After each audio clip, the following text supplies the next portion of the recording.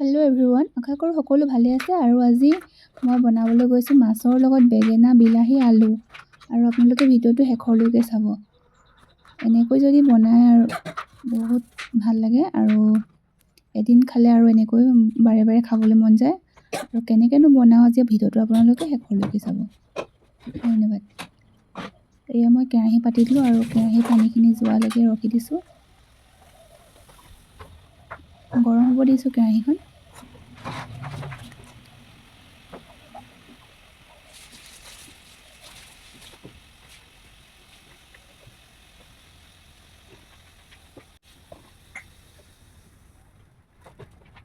আৰু ইয়াত এতিয়া তেল দি দিছোঁ। তেলখিনি গৰম হ'বলৈ দিব ভালকৈ। তাত সেইটো কাৰণে নিমখ অলপ দি চাব লাগে। ধুনীয়াকৈ দি দিছোঁ। ভাজি তাৰপাছত আকৌ কাঢ়ি লৈছোঁ।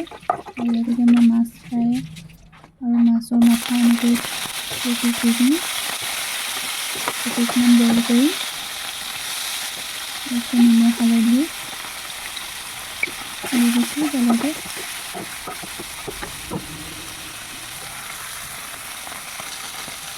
হাফ ফ্ৰাই কৰি নমাই থৈ দিব।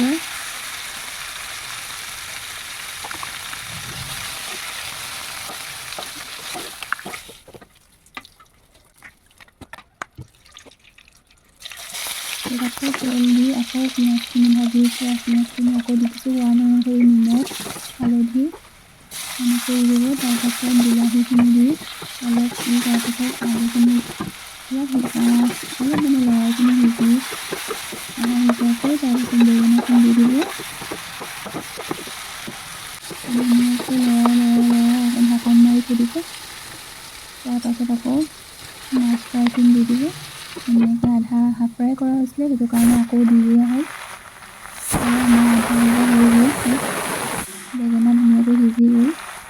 তাৰপাছত মই দি দিছোঁ ধনিয়া। আৰু ইয়াত অলপমান পানী দিব, যাতে আলুটো অলপ ভালকৈ সিজে। বেছি নহয়, অলপকৈ।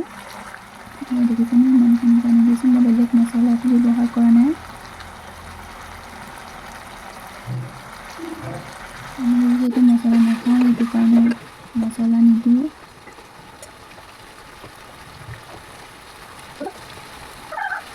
অলপ জলকীয়া আচাৰৰ তেলটো অলপ দি দিছোঁ। কেঁচা জলকীয়া নাই বাবে এনেকৈ দি দিছোঁ। আমাৰ চব্জি ৰেডি হৈ গ'ল।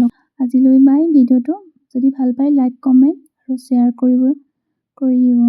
ধন্যবাদ।